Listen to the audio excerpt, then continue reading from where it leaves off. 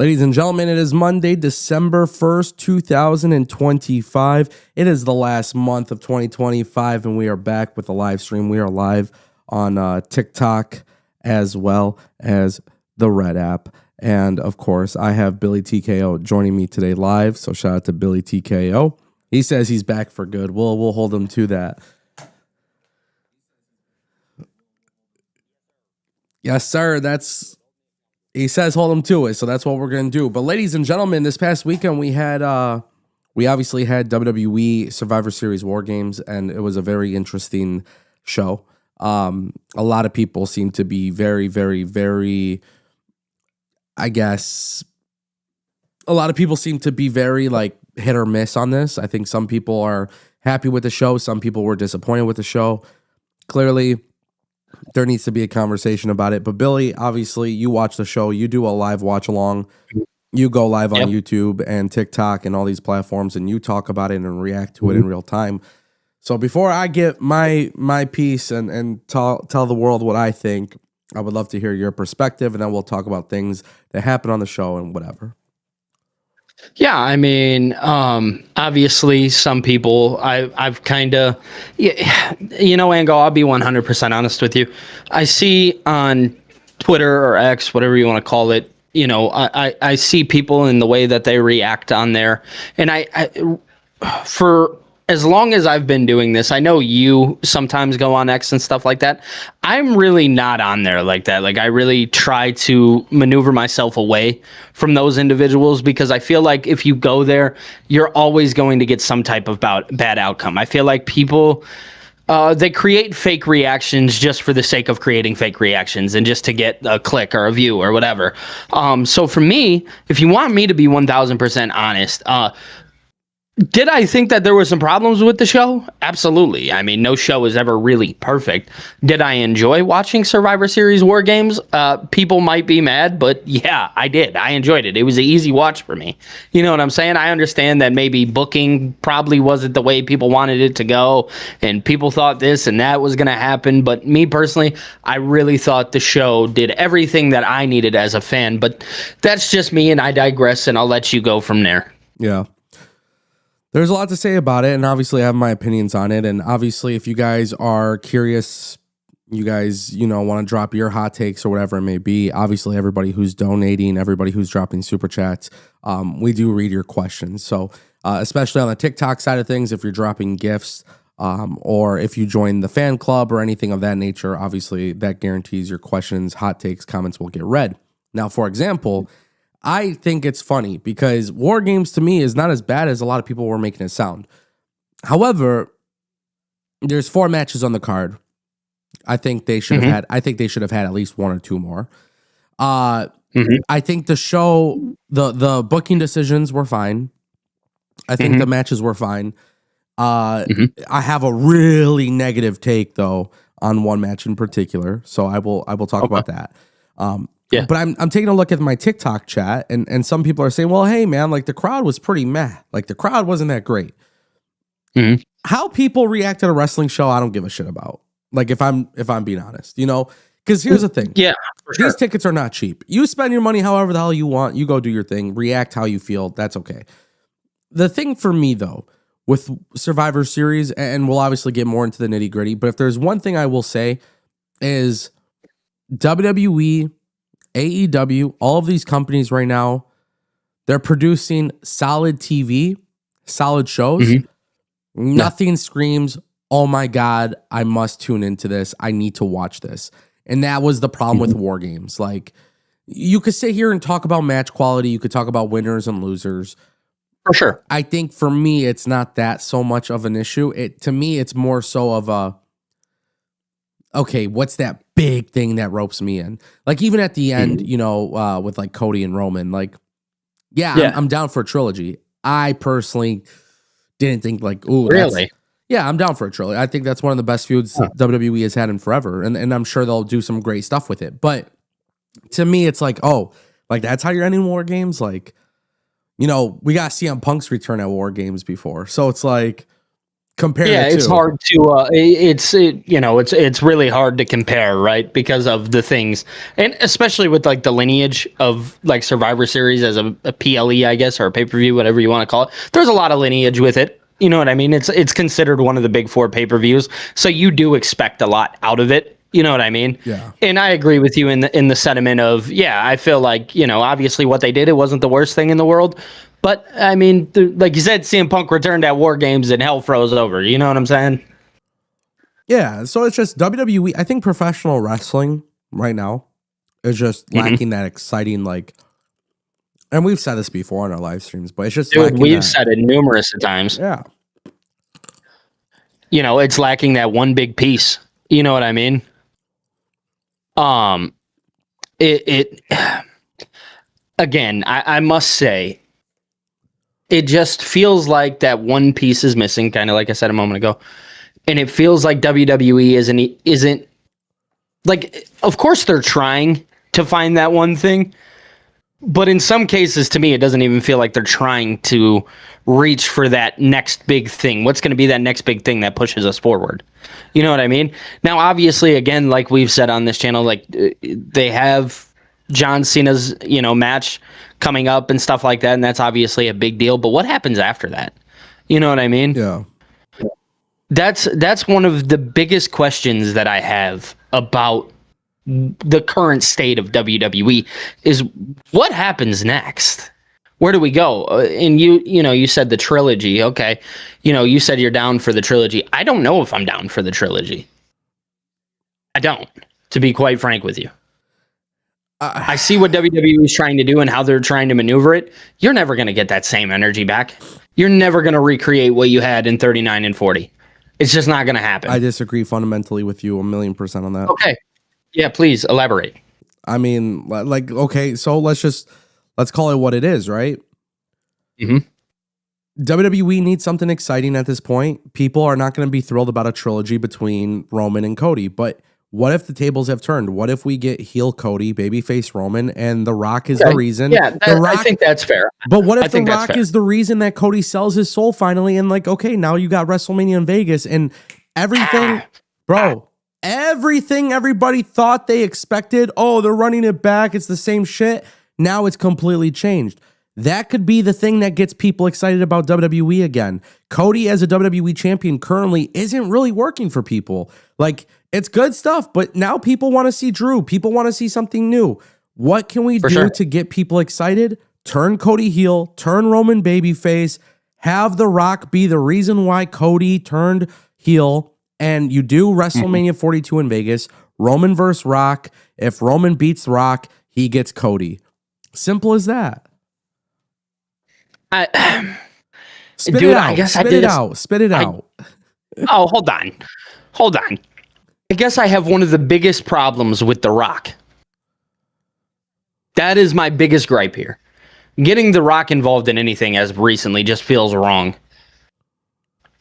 I don't know how they make up for what happened. Like, I'm always, and this is me personally, I understand that everybody's going to have a different take or a different view and things like that.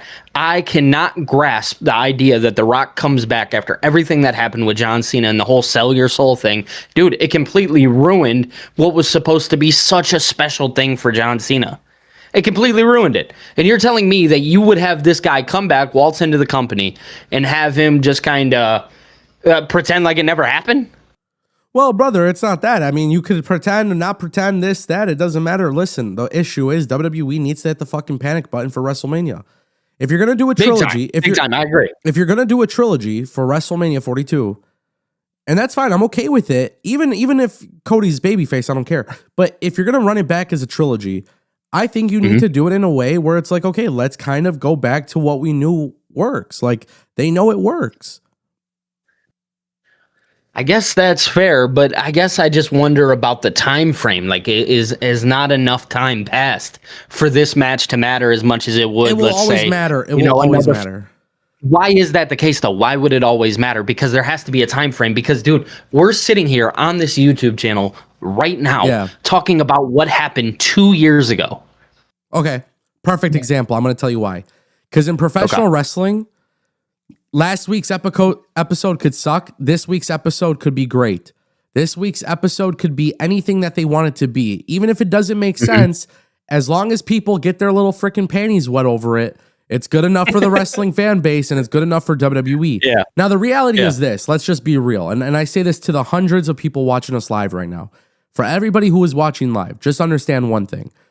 No matter what the IWC, no matter what no matter what I say, no matter what Billy says, no matter what JD from New York says, no matter what Jim Cornette says, Eric Bischoff, no matter what Sean Ross Sapp or Dave Meltzer or any of these people, what culture, any website, any person talking on the internet, the reality is people are buying tickets to these shows.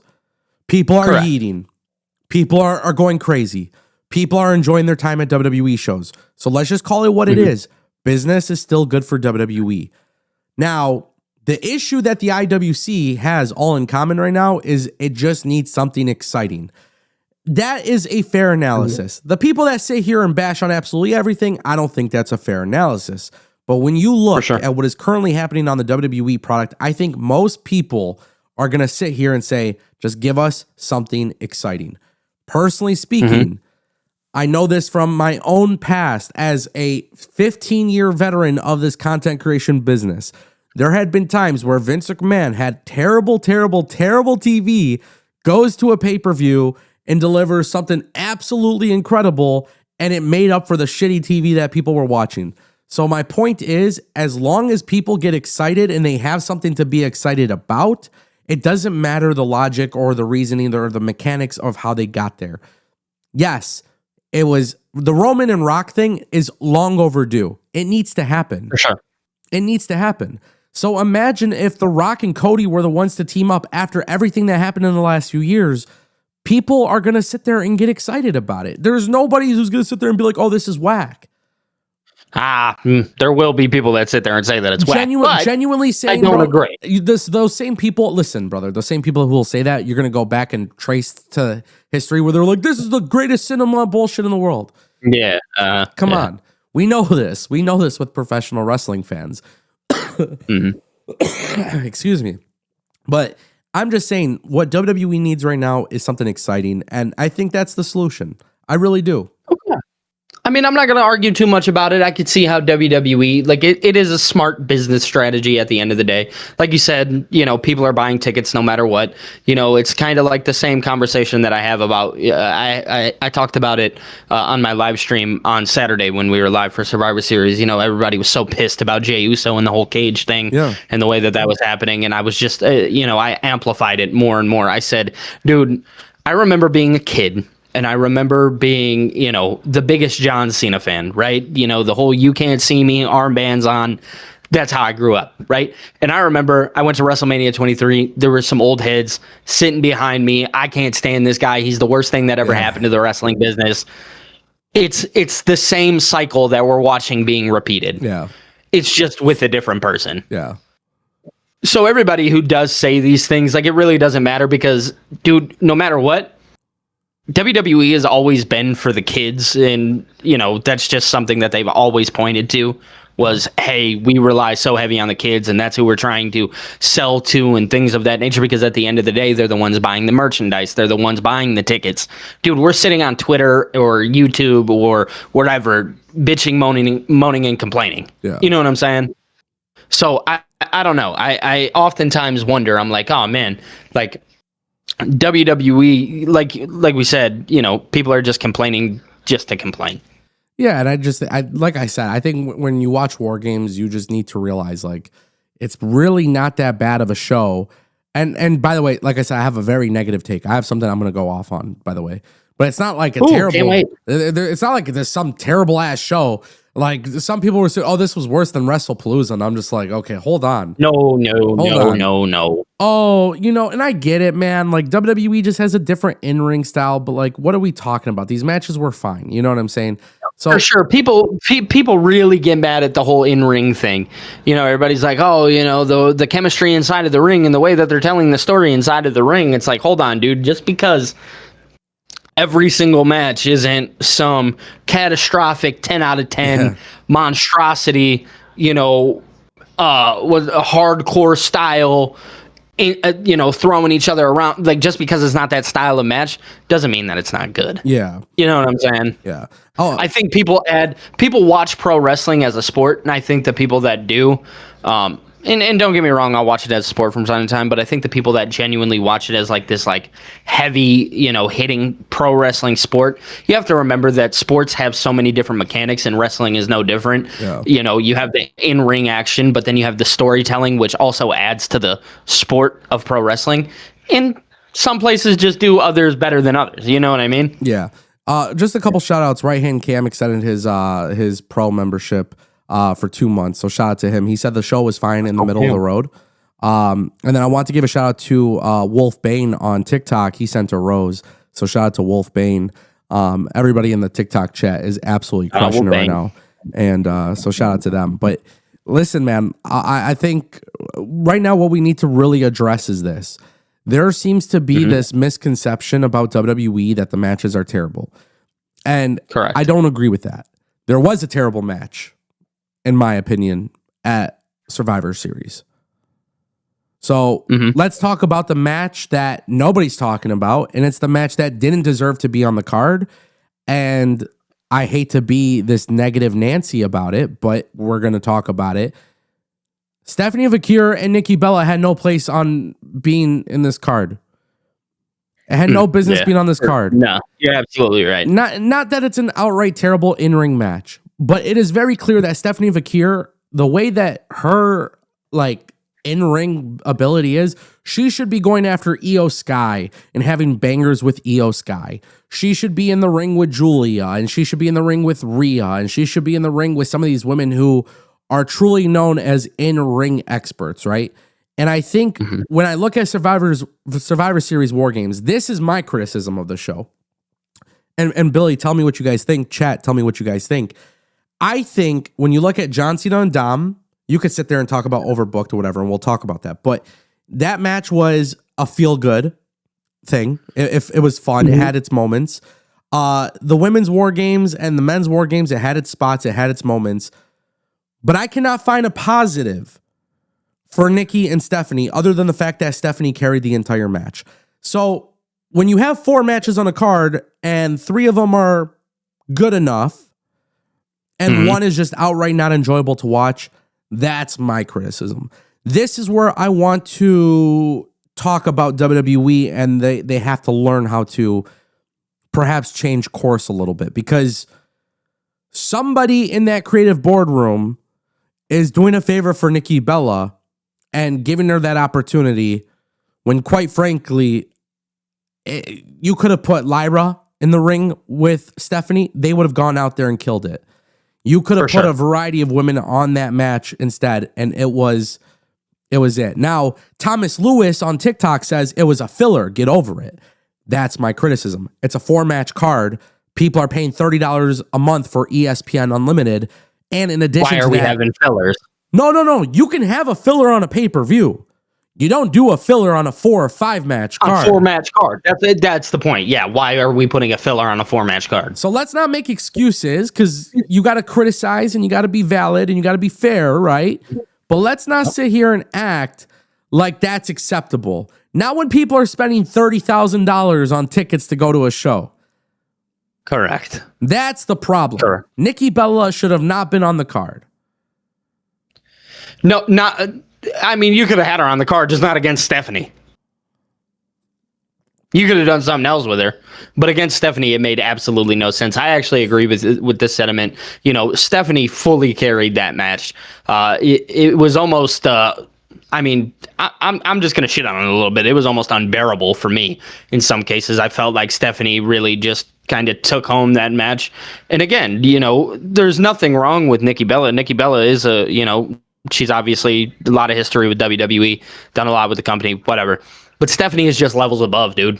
She just is. Like you said, Io Sky, Rhea Ripley, Charlotte Flair, whoever you want to get her involved with, there are numerous names other than Nikki Bella. And the fact that we chose to do Nikki Bella is kind of outrageous, because I don't know. And I understand the whole heel turn dynamic of it. I want to make that clear. Like they did the heel turn and that was cool. I just don't know if it necessarily made sense with Stephanie, because it felt like WWE was just doing Nikki Bella just for the name. Yeah. That was it. Yeah. And that to me is wrong. You know what I mean?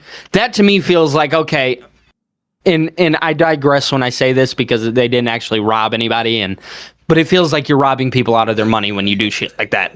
Yeah, so that's clearly an issue, right? Like, you got to think for a second, like, people are just spending so much to have this product, and I don't know the circumstance backstage or how WWE came to that conclusion, but it's just, I struggle with this notion that out of the stacked women's roster that you have, you put somebody who is not known for her in-ring ability with someone who is known for her in-ring ability. And it wasn't like the match was terrible. It's just, keep that on Raw.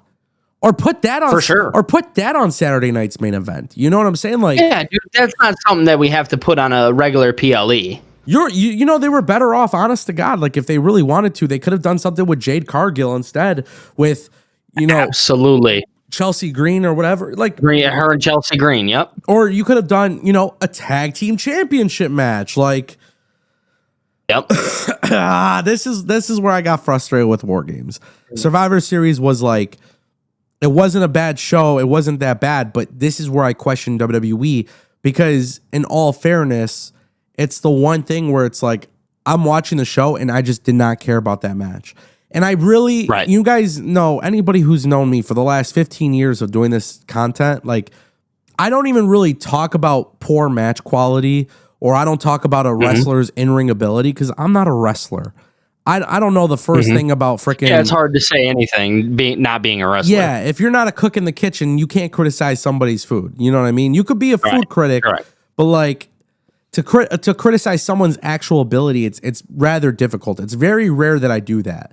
But it's just, you have to have common sense here, and you have to look and realize Nikki Bella is not on Stephanie's level from an in-ring ability. And that's okay. That's okay. I don't think you waste a 4-match card. I don't think you put that match on a 4-match card and call it a day. Even if it's your slow down match, you know, before the main event, and it's your breather. It doesn't matter. You only have 4 matches. Yeah, like, what about maybe the New Day having a tag team match, or Aleister Black and Damian Priest would have been great. Yeah, like, there's just so much they could have done there. And I feel like that was one of those things where, okay, if we want to criticize Survivor Series for that reason, I'm 100% down. 100% down. But for any other reason, I really can't see the reason. That's where I'm starting to struggle a little bit. That's where maybe I don't align with the internet wrestling community, because the truth is, I did not feel like it was a waste of time for me. And then you have a whole bunch of other people, Billy, where they sit there and you know what they do? They're comparing it to Blood and Guts. Yeah. Oh God. I know. To me, like, that's crazy. Yeah, it's hard to compare the two, right? How do you compare the two? They're obviously two separate companies. They do them different ways. Yeah, I mean, it's just really different, and for sure. I mean, the thing is you can be a critic to both of them. You can. You're allowed to critique both of these if you want to. You know what I'm saying? But to say one was better than the other, I don't personally agree with that. I think there's fair criticisms for both. You know what I'm saying? Blood and Guts obviously had what it had, and you know, maybe I would have done it a little bit differently. But again, it goes down to what you enjoy about pro wrestling. It really does. These two comparisons genuinely describe exactly what a pro wrestling fan goes through. What do you enjoy about pro wrestling? If you're more for the in-ring, hard-hitting, you know, beat the hell out of anybody, but there's no real story involved, Blood and Guts is probably your thing. If we're going for War Games and we're looking at WWE and we're looking at it from the standpoint of, okay, I enjoy pro wrestling for the storytelling. Well, there was a lot of storytelling inside of this War Games match. There was. Inside of the ring. I don't think people realize. Wrestling may not have been the greatest thing. Yeah. But it was, you know what I'm saying? I don't think the storytelling was good. I don't think people realize, though, with WWE, if they wanted to do all the blood and bullshit, like, if they really wanted to do that, they could. business wise, it doesn't make sense for them, and that's why they're not going to do that, and that's okay. But the reality is this: I'm not going to sit here and compare. I don't give a shit about both of these companies like that. And I do want to preface everything by telling you guys, I did receive a $1 billion check from Nick Khan personally to say this. Oh, did you? Yeah. So WWE is better. Brother. Yeah. Yeah. Congrats. $1 billion. Everybody will be taken care of forever. And we'll just start giving away the money to everybody here on TikTok and YouTube and Twitter and everything. I actually just got I just got my cut. Yeah. So you guys consider that your stimulus checks. I do more for y'all than the president of the U.S. Might as well vote for me. But no, see how silly that shit sounds though? It's like, bro, we are literally at a time in professional wrestling. These companies do two different things. They're two different companies. The comparisons between match types, you cannot sit there and talk about. We already know which ones have the better match quality in the sense of like in-ring ability, right? That Absolutely. To me, listen, the way I say is put your money where your mouth is. Like there's a lot of times where I tend to I've actually said this a lot. Like people will ask me, why aren't you going to WWE shows anymore? Why aren't you going to AEW shows anymore? I don't enjoy going to the shows anymore. Like it's just the way it is. It's just what it is. It is what it is. I like the comfort of being in my own home. You know why? Because if I spent $5,000 to go to War Games and I got that Nikki Bella and Stephanie Vakir match, I'm gonna feel like I got cheated out of $5,000 because watching 3 matches and then that stinker ain't making me happy. He said that stinker's not. I'm going home piss poor. It ain't making me happy, bro. It ain't making me happy. So what the fuck? If I spent 5 G's on that, like I'm straight. Yeah, bro. I mean, I get it 100%. Like you said, if I spent money on that, I'd be livid. 5 G's and not even for first row. Not even for first row. Facts. I'm not even in first row. I'm somewhere far in the back. Maybe on the floor, but I'm in the back. And I can't see nothing. Yeah. I did want to shout out Serge on TikTok. He dropped a finger heart. So that's another gift right there. So shout out to Serge. King Wolf actually did make a really good point, though, and I wanted to point this out. He did say TKO has UFC, and you could bleed there, so why not let WWE bleed again? I think the UFC argument, it's fair, because technically speaking, if WWE didn't want to pander to family audiences, I think they would have that opportunity to do that. Like, I don't think TKO would care. I don't think it's more of a TKO decision in the sense of, like, anything other than they want a different audience for WWE. I think they do want that family-oriented audience. But I did want to point that out. Though, because I do feel as if WWE really wanted to go to those extreme lengths that they've gone in the past and what we currently see with AEW, I think WWE could do it. Quite frankly, if I'm going to be very honest with you guys, and this is me selfishly, this is not me, this is me speaking to y'all as if I was like trying to, for myself, like just from my personal viewing experience, I would like to see WWE kind of push the envelope a little bit. I think, it doesn't have to be overdone because I'm not into the whole blood thing myself. But I think for me personally, it would be nice for WWE for once in a while, just really go crazy. Like we saw with Drew McIntyre and Punk, right? Yeah, I was about to say, it wasn't Punk bleeding during the War Games match? And this one? Yeah. I don't even remember at this point.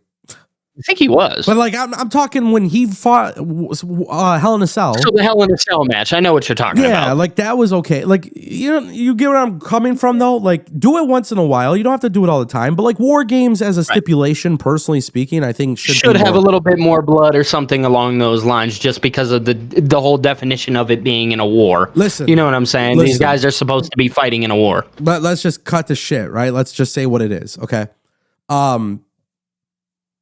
Disagree if you choose, whatever. But like AEW, my hot take with AEW is like 6 matches on a pay-per-view all have extreme blood and guts and craziness, right? But then you just do blood and guts Dynamite and it's like it's not as special. Okay, for some people that's not a big deal. For me, it's like, okay, it's too much, bro. That's the only thing you're doing. Like do something a little bit different, right? If WWE and AEW were like, dude, This is a coffin match or it's an ambulance match. And they do it once every few months and dude, it's just straight up brutal. I think it'd be fire. For sure. It's like you said, it's kind of like, we go back to that Hell in a Cell match and you remember the Hell in a Cell for as brutal as it was. That's what made it so, fun. After not seeing the Hell in a Cell for quite some time. And then obviously, I don't think we've seen the Hell in a Cell since then. That was obviously Bad Blood 2024. So that was a while ago. But now it's like, WWE has the opportunity to, kind of like you said, not every single match. You don't have to do it all the time. But be rare with it, Yeah. and make it exciting. And again, maybe don't do it in a regular exhibition match. Yeah. But if you want to have, like you said, like a coffin match or a street fight or something, like, don't be afraid to throw it in there. Yeah. You obviously have the opportunity. You're on Netflix. You know what I'm saying? Things are a little bit different for you now.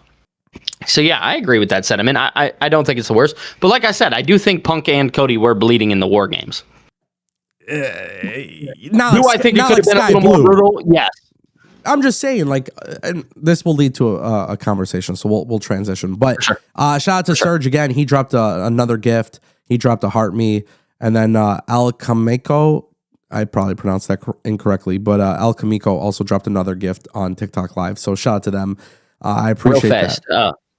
Real fast, I just want to say shout out to Sharon Dice. She dropped a $1.99 super chat over on my channel. She said, "Sorry, I was not in your watch along. It's okay, Sharon. Thank you for the $1.99 super chat." Fire, fire, fire. So that leads to another conversation. Should WWE, I think you know what's coming. Should WWE retire the War Games gimmick and bring back the traditional Survivor Series match for next year? It depends. It really does. It depends. It kind of goes back to the conversation we just had, right? Of, are we going to be afraid of making this match a little bit more brutal while also still offering the storytelling? Because I think if you do both inside of that match, then you're in a really good spot. You know what I'm saying? But if you're not going to do that, yeah, I think go back to the traditional 5-on-5 thing and, go back to the SmackDown and the Raw matches and whatever. I don't hate that. It wasn't the worst thing ever, but obviously War Games is so special and I enjoy War Games. And I think a lot of people here enjoy War Games and the stipulation behind it. But really at the end of the day, I mean, if you're not going to utilize the War Games correctly, yeah, probably go away from it. But I'll leave it up to you now and what you have to say. Now, do you think that's enough to get people in a stadium? No, I don't. I think they'll be right back in an arena. Don't be surprised. Survivor Series going 2 nights, War Games. It's going to stick. But sometimes I do wonder if the War Games stipulation is kind of overplayed out. And the reason for this, AEW does Blood and Guts, WWE does War Games, MLW does War Chamber. I get the sense that maybe this is becoming a little too much. Maybe WWE and TKO should think of a new gimmick match, or maybe bring back the Punjabi prison match or something. Hell no, dude, I've heard horrible stories about that Punjabi prison. I'm just saying, it's just food for thought.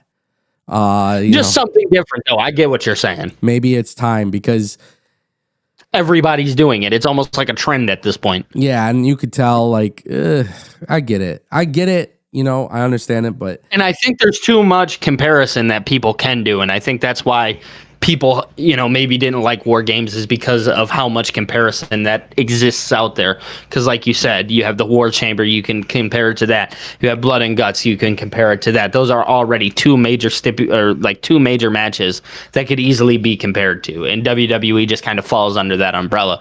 And I think, knowing WWE, they will try to they'll try to create something new if they feel that this doesn't continue, but that's just me. Yeah. Undisputed J sent a gift as well. He dropped a heart me, so shout out to Undisputed J. I do want to kind of switch gears. I want to talk a little bit about the John Cena stuff, because John Cena versus Dominic Mysterio seems to have caught a little bit of flack online, but I think it's just what I saw, right? I think a lot of people saw this match and they're like, oh, it's overbooked, it's over this, it's this, that, blah, blah. What do you think, genuinely speaking, of the John Cena last ever PLE match? Oh, dude, it was everything that I wanted from John Cena. Can I be honest? It was 1000% like For John Cena in this spot, you had to think he was going in as the Intercontinental Champion.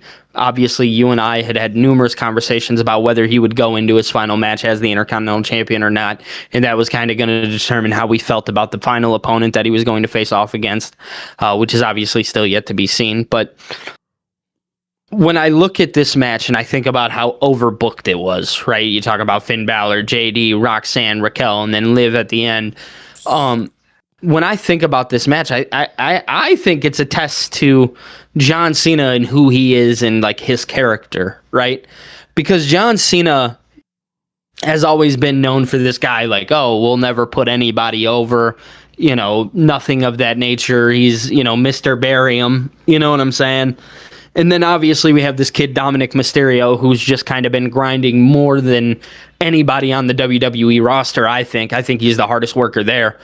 Maybe even you can make an argument in all of pro wrestling the way that this guy's working. I mean, he's working numerous companies, SmackDown, whatever.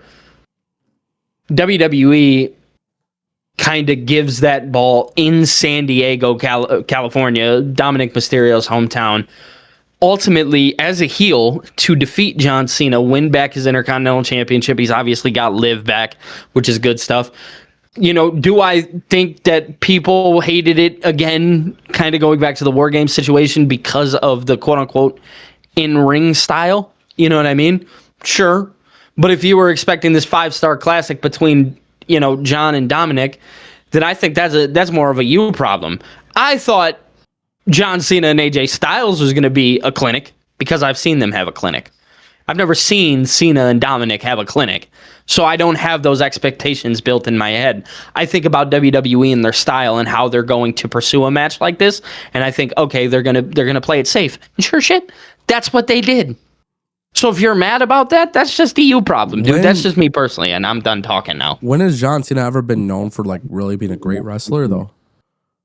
That's the whole point. That's what I'm trying to say here. The reason why, if you go back and you watch some of the videos and the live streams that we've done where we've talked about, I've even said it like, oh yeah, he'll put on a 5-star clinic with AJ Styles. Why? Him and AJ have really good in-ring chemistry, and I think AJ brings the best out of him. I'm not expecting Dominic Mysterio to bring out this clinic from John Cena. You're right. He's never been known as this amazing pro wrestler. You know what I mean? So for people to think that, I think it's silly. Yeah, I never watched a John Cena match in my life. Even when I was a kid, I never watched a John Cena match because I'm like, oh my God, he's the greatest wrestler. It's just John Cena is one of the best entertainers, and that's why I love Dude, he was just always putting like a really good story. I love the match. I thought the match was... Dude, it was great. I loved it. For what it was, I thought it was great. Oh. Hate me if you want to. I thought it was wonderful. It looked funny. Liv Morgan coming back, that was cool. Yeah. Oh, and we'll talk about Liv Morgan because there's a couple moments where WWE did have the surprises and stuff, but for sure. I thought it was funny. In my opinion, I'm watching John Cena get hit with a Pop Rocks by freaking Roxanne Perez. Dude, the Tahana bomb? Yeah. Come on now. That was great. People enjoy it, man. Dude, and talk about Dominic Mysterio. Talk about how good he is, dude. He fell on the ground after that powerbomb on the outside of the ring. I was like, oh, snap. Dom's hurt for real. They got to stop this match. Horrible way for this to finish. That was not the case. Dude is amazing. Yeah. My thing is, I just think the wrestling like fan base is insufferable, to be honest. Because it's like you can't hate on like everything that's happening. Like, I don't think it's that big of a deal, man. Like, I thought it was fun for what it was, and you swerve people with the Dom stuff and the injury, and you don't know, like, are they calling an audible or whatever? And like, it really did look like a really big botch and looked really messed up. And yeah, dude, it did. It looked like he fell on his shoulder horribly. Yeah, like, we just saw what happened with Penta too. So it's like, okay, like, I thought it was fun, man. I don't know. Like, to me, I think there's a lot of people who will just complain about absolutely everything. Dude, that's what I was kind of saying. We've been talking about this whole time. It's true. People will just continuously complain and complain and complain and complain and then complain some more. If you guys are watching on YouTube, TikTok, Twitter, all that good stuff, be careful who you follow, bro. Because I swear to God, I'm telling you guys right now, if you guys have negative people in your life and all you do is watch negative content, it makes you feel like the world is ending. I got people right now in the TikTok chat being like, oh, the whole industry's done. Like WWE's finished. Like, man, WWE, Yeah, bro. Come on now. these billion-dollar ass companies are never going out of business unless they're like straight up going to sell and like shut dude, their if they're doors. done with it themselves. That's the only way this shit ends. Yeah, like there is a reason why wrestling companies are getting the big dollars for TV and everything else isn't. Listen. Even us sitting here complaining about Nikki and Stephanie, that's not the end all be all. Yeah. That doesn't mean it's over. Just because WWE had this one bad match on a PLE. Although I could see why people would be pissed off. Oh, like I said, it's my hot take. Yeah, for sure. That was idiocracy. That was like Triple H. What are you doing? Sometimes, hey, low key, this is a hot take. Sometimes I don't even think Triple H is running absolutely everything anymore. Who's been saying that? I know. Who's been saying that? I know, but there's something about it. I feel like I feel like he has the final say. I just think there's other stuff there. Kind of like, Correct. Yeah. Which is fine. But I feel like there's things above him too. I've been saying that. There's no way you go from what you did in NXT and what you did in the first couple years on the main roster to what we're seeing now. I just don't believe it. Do I understand people having creative blocks and stuff like that? Absolutely. I think we all run into them, especially as creatives. But at the end of the day, nothing like this. I don't see the Triple H that I know, not that I know, but you know what I'm saying. The Triple H that I remember and watched in the product that he put out, I just don't think this is the type of product that he would put out. That's all I'm saying. You know, it's so funny. This is so funny, but Triple H, if you're feeling a creative burnout, dog, I got you. He says, bro, call me. I got great ideas. It would be what I would like is to go incognito and write for AEW or WWE. And for every person in the internet. And by the way, let's just talk about this. Yeah, let's do it. Almost 100 million total views. I've had a fair share of millions of people watch me. And yes, most of it has been, almost all of it's positive. But for all the people that hate on my takes, just know, and I say this with a full ass ego, and I do not give a shit. I stare directly into the camera when I say this. Just know that if I were to write for WWE or AEW, you guys would all be creaming yourselves, tweeting about it and making hot take videos about how it's the greatest thing in the world. And I don't even give a shit that I said it out loud. That's just the truth. Well, WWE, you know who to call. AEW, you know who to call. The guy's here. He said it. Dead ass. That's the confidence. I believe you, which is crazy. Because I sit here and I hear the conversations that we have, and I think just numerous conversations that we had over the years. I do believe him. I think this guy could make a great run as a writer in some case scenario. And I would never have creative burnout because I haven't had creative burnout in 15 years. And here's the kicker about that. That's hard to say. That one's a little hard to say. Saying that I'd have no creative burnout, that's a little insane. You never know. It's funny though. Like I said it, like I say it with so much confidence, but that's just truly what it is. I know deep down inside, because when you analyze the business, you understand the business things. So you understand the business aspect based on how television works. So you got to look at the model. So the model for WWE is they're not selling pay-per-views, they're selling TV deals. That's what they're gunning for. So WWE's whole point is to sell a TV deal. You cannot give a payoff every week on TV, and you cannot give a payoff on every pay-per-view. It's mix and match. You got to get both, right? Mm-hmm. As a writer, I would ensure that these wrestling companies would never be creatively bankrupt. And I'm not talking fantasy booking La La Land type shit. I would say, give me the list of wrestlers you want to use right now. I'm not saying, let me just push some random guy that doesn't get used. I'm going to say, give me this. And I'm going to construct 365 days worth of story for that person.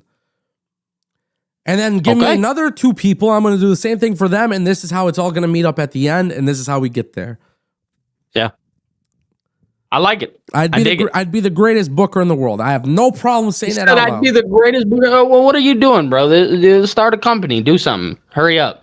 I swear to God, I would. We need some good pro wrestling in our lives.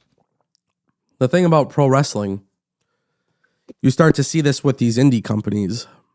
It's a Mhm. very, very lucrative business, but it's a very big business that is so easy to lose money in because it's a For very high sure. cost to produce. Absolutely. I'm talking shit. Yeah. Trust me, I know. But I will tell you this. I don't need a billionaire.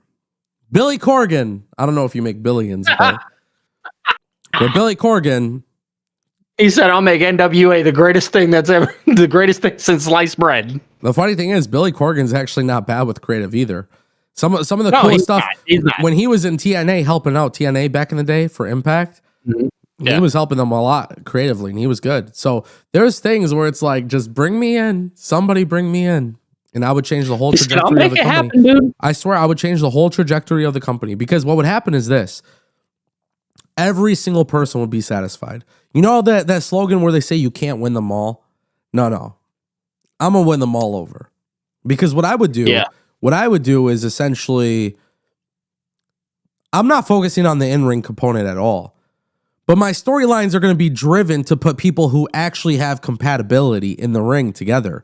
So that way, the focus isn't the in-ring, but I know when they go out there, they're going to tear it down. You know, like they're going to go crazy. So Yeah, that to me is how I perceive professional wrestling, which is why that's fair too. I want to circle back though to who made the decision to think Nikki Bella and Stephanie Vakir is like this pay-per-view model match.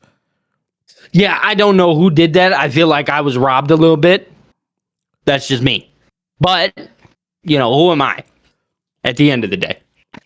WWE did it. I mean, am I upset about it? Yeah, for sure. I definitely thought it was one of the more pointless matches. So I don't know.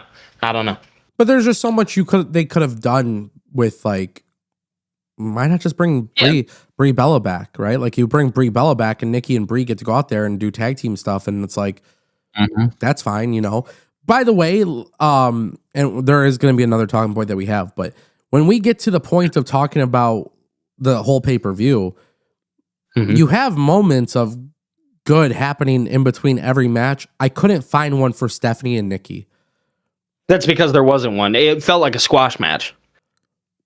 It really did feel like Stephanie was just carrying it. And again, I'm not trying to bury Nikki Bella, but like, that's what it felt like. With like the men's match, like some people were like, it didn't have a surprise. It didn't have surprises. It didn't have big moments. Dog, whatever. We had a masked man show up. What are we talking about? He said, "What are we talking about, bro? Something happened." Right? Like, am I tripping? For sure. No, you're not. That's another thing I wanted to talk about, the masked man. Let's talk about it. It's already been revealed, hasn't it? Officially from WWE, no. I mean, okay, yeah, I didn't think so. I know, like, but obviously people have put two and two together. I mean, dude, you just look at him, you knew it was Austin Theory. I beg to differ, dude. The first time I seen it, I was like, it's Randy Orton. No. Because of the way like his shoulder was. No. Yeah. I mean, at first I definitely thought. Do I agree with everybody in the sentiment now that it's Austin Theory? Correcto mundo. But did I at first? No, dude, you can actually see like my live reaction if you guys follow me on TikTok or anywhere else. You can see my live reaction. I was like, it's Randy Orton. Then I seen the stop. I was like, is it Seth? And then I was like, wait, no, it's not Seth. And then I thought about it for a second. I was like, oh no, that's definitely Austin Theory. Yeah, it's Austin Theory. But Austin Theory was supposed to be in the match, and I will say this. Go ahead. Go ahead. No, go ahead. No, go ahead. Come on, chop. Dude, I was gonna say, what do you think happens now with Austin Theory though in this case scenario? He joins the Vision, leads the Vision, goes on to defeat CM Punk. Do you think he actually leads the Vision? Yeah. Really? Well, why do you think he leads it? It would be smart for him to lead the group. For somebody who's never really had a vision, I think that one's a little bit questionable. I think if you're smart, you have Austin Theory lead the group with Paul Heyman calling all the shots. And I think you build up a super feud between Austin Theory being a top heel against Seth Rollins. Well, obviously they just kickstarted something with him and CM Punk. Maybe that's a match they do at like the Royal Rumble or something like that. I mean, imagine that for Austin Theory, like you just made him a massive star. Yeah, you just made a superstar. You just created a superstar. You really did. sometimes I would question why WWE would put Theory as a heel, despite the crowd going crazy for him as a babyface before he got injured. But then I think about it, and I'm like, right now in the current landscape, like with LA Knight and Jey Uso and some of the baby faces, I would actually It's much almost rather, better to have him as a heel. yeah, I don't think it's beneficial to be a babyface because I feel like baby faces are not being positioned well on WWE TV. No, because of the problem is you have guys like CM Punk and Cody Rhodes who exist. I love them both, but they exist in this landscape. Roman Reigns exists. You know what I mean? It's hard to be like this, like almost top of the card, but not fully at the top of the card babyface. Because you see Jey Uso and he wins the championship and then ultimately gets pulled back. And WWE is like, nah, I don't want to do that. LA Knight has had numerous times where they could have been like, okay, we're going to put the rocket on your back and send them to the moon. And then they just pull back at it. Why? Because Cody, Punk, whoever all exist. You know what I'm saying? Yeah. It's difficult. It's very difficult. Actually, I made a video earlier, and it'll be out around 4 p.m. if people want to check it out, where I actually talk about this certain sentiment exactly. So I fully get it. You're right. I think he works better as a heel. I think with Theory, maybe I'm wrong too, but I think with Theory, they have something very interesting here because Paul Heyman has always been a big believer in Austin Theory long before his journey in WWE began. I think we have to acknowledge the fact that, unfortunately, we have seen, let's just call it what it is. We've seen like Vince McMahon screw him over. Triple H kind of was not put in a position to help any further. I mean, he was already screwed by Vince. And well, I feel like Triple H thought it was rushed for Austin Theory because of Vince McMahon. Yeah, so I think it screwed Triple H over, and not to defend him, but I think Vince tainted Theory's reputation very poorly, and he did it very quickly. For somebody that was supposed to be so massive. And then I agree. And then I think Triple H was kind of screwed over because of the Money in the Bank thing. Yeah. Now I think they rehabilitated him with the tag team with Grayson Waller to the point where now when he's solo, you think we'll be able to just kind of forget about all this? I think this will be the thing that officially fixes it. I agree 1000%. And if Triple H, I love Austin Theory. I've been a fan of the guy. And if Triple H rehabs Austin Theory, then that's a big W for Triple H because it's a very difficult task. For sure, because of the things that Austin Theory went through. Like you said, it's the Vince thing. It's the Money in the Bank situation. There were numerous times where this guy was just booked the complete wrong way. He had that feud with John Cena so many years ago, and John Cena, I think, said it best. Austin Theory had zero identity because of Vince. Yeah, zero. So if he comes in, Triple H gives him an identity, for sure. That's a big thumbs up for Triple H.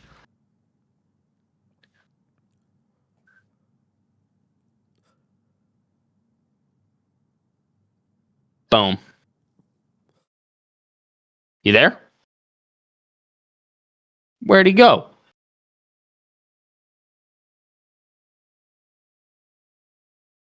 Oh no. Did something happen? Are we still live? Maybe he's coughing. I think he might be coughing. Maybe. Can you guys still see me? I hope so.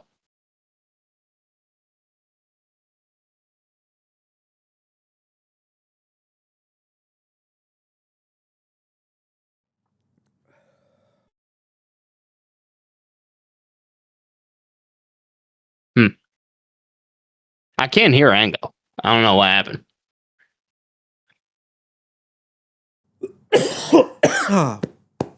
Oh, there he is. Dude, I was so confused. I'm like, where'd he go?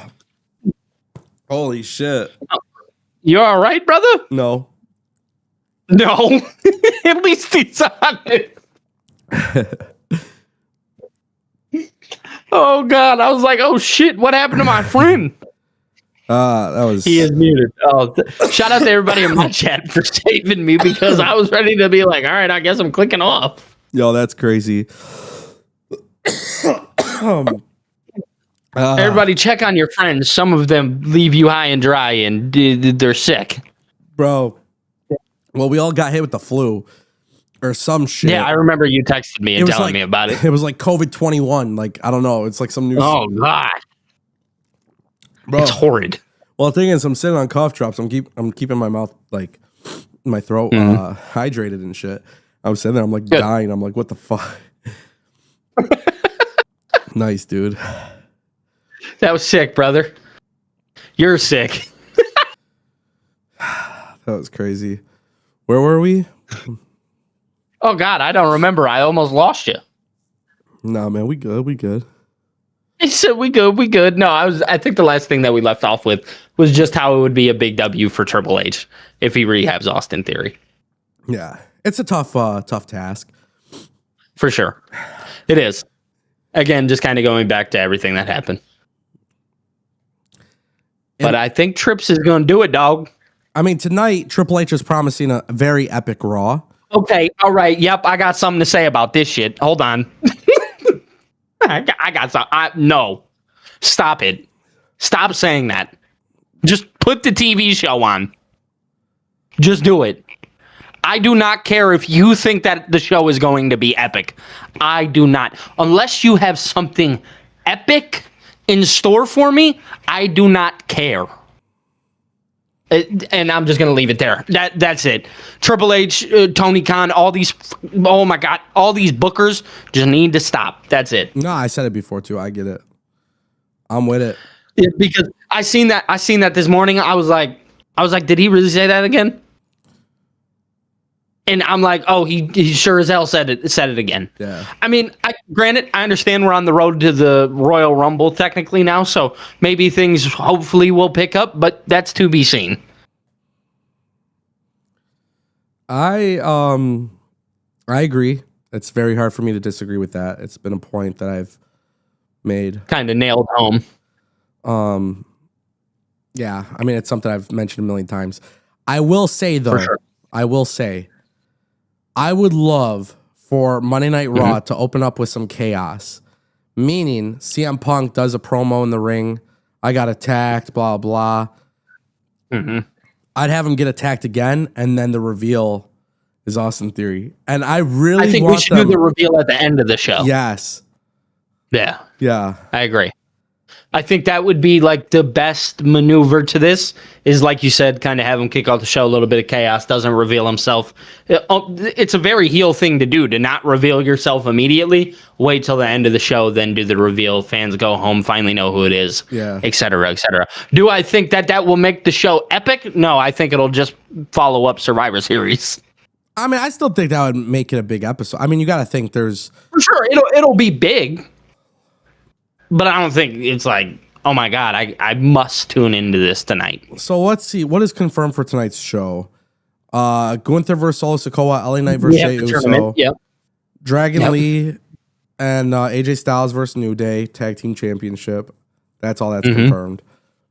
That's going to be fun. Tag team match. I mean, and then I can imagine it's almost a guarantee that we're getting something as CM Punk. Yeah, this should probably be a fun episode of Raw. To sit will be fun, there for and sure. say epic, I don't know. Maybe that's a little... That's the problem. That's the problem. Do I think it'll be fun? Absolutely. Am I tuning in? Absolutely. I'm a pro wrestling content creator. I'm tuning in. I'll be there. Come join my watch along. But do I think that it's epic? No, I don't. I'll be 1,000% transparent. I do not. I also find it mad cringe whenever somebody says the word epic. Yes, bro. Yes. Tonight's show is going to be epic, dude. Yeah. Yeah, that's just a me thing. Like, I don't know. Like, the epic thing. Oh, Triple H. What a guy. You know what I'm saying? There's a couple things I want to point out regarding Raw tonight. But I just wanted to take a quick second and say shout out to everybody who's watching on the Red app as well as TikTok Live. Over 5,000 likes on TikTok, so shout out to the gang over there. Let's go. I want to say something about tonight's Raw.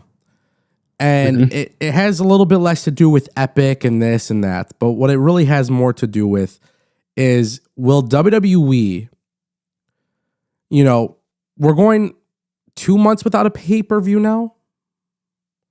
Yeah, so, okay. So WWE, obviously, on the off months have Saturday night's main event. Yeah. But I do think when is the Royal Rumble? Is it in February? I could have sworn it was February of Saudi Arabia. I don't think it is. WWE Royal Rumble 2026. January 31st in Riyadh, Saudi Arabia. Okay, so just about. Yeah. Yeah, just about 2 months, no PLE. Well, I'm actually kind of happy about that. Can I be honest with you? Yeah. That makes me kind of happy. Because I feel like the more you do PLEs, the more tiresome they get. I'm cool with this. No, I'll wait. I'm go with it. Don't make me wait 2 weeks before January 31st to figure out what's going on for the Royal Rumble. Set the stage tonight. Let's start moving now. Set the stage now. Do it today. Let's start everything today. Yep, because we've already been told that this Saturday night's main event that happens on December 13th is main roster stars versus NXT stars. Let's start building for that too. Style. Yep, you can start building to that now, but we understand that the big stuff is probably going to be featured at the Royal Rumble. So let's start building to that. I agree. Yeah. Shout out to Jose for the follow, by the way. DeMonte Cox says NXT deadline is this month, which it is, and we will definitely talk December about 6th. Yep. We will definitely talk about NXT deadline within a couple days, but it's going to be a lot of fun. Obviously, deadline's going to be a lot of fun.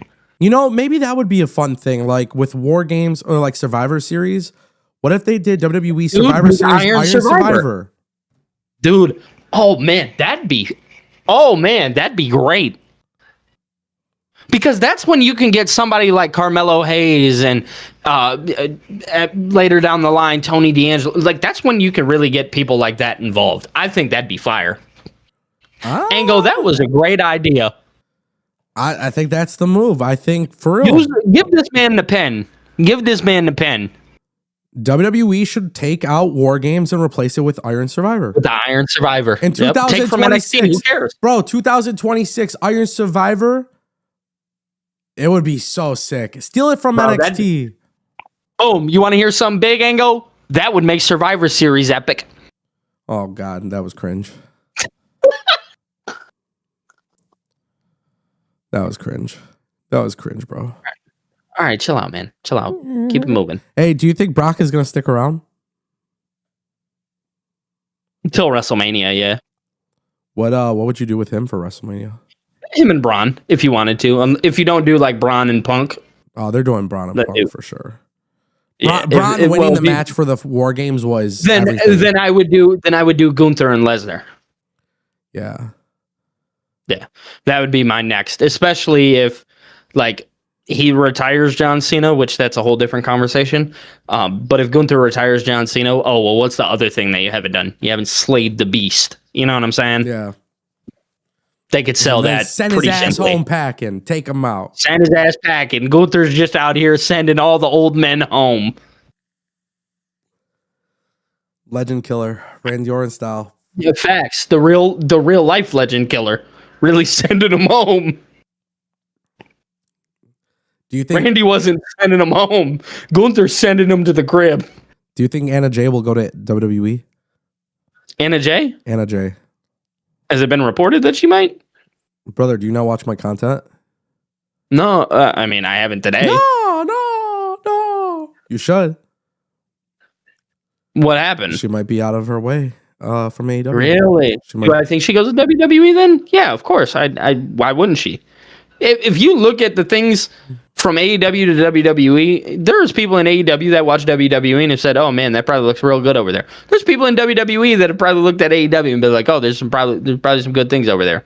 But I don't think she would go to the main roster. I think she'd go to NXT, kind of like Mariah May. Yeah. Yeah. If Anna Jay if Anna Jay went to NXT, WWE will prime her up for the main roster so quick, bro. For sure, absolutely.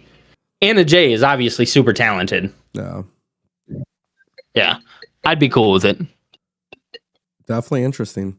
I think that's the perfect way to end the stream, bro. I think that's the perfect way to call it a day. Absolutely. Obviously, we got Raw tonight. I am tinkering with another idea for TikTok Live. Okay. So, I'll speak on that once it's once I really get it time. going. I thought this was actually kind of cool though because it worked. I mean, we were able to go live on the Red app. My voice on TikTok with you? Yeah. Oh, no way. Cool. Yeah. So Yeah, I'll be live on both platforms tonight for a live stream. beautiful. I think that's the perfect way to do it. Guys, check them out at Billy TKO. My name is Ango at Ango PW. Almost 6,000 likes on TikTok. Shout out to everybody watching. Hundreds of viewers tuning in. Actually, almost 1,000 viewers tuning in between both accounts, which is really dope. We didn't hit our super chat goal on the Red app on YT, but it's okay. Not That's a all right. big deal. There's always tomorrow. But of course, we'll be back. We'll be back tomorrow, 12 p.m. live on TikTok and live on YT. And The other place. The other place, yeah. And shout out to everybody who came through. Well, we ended up hitting 6,000 likes. So shout out for that. Let's go. And yeah, man. Shout out to Sharon Dye who dropped you the super chat as well. And yes, big shout out to Sharon. And yeah, man, very cool stuff. Very happy. And we'll be back tomorrow.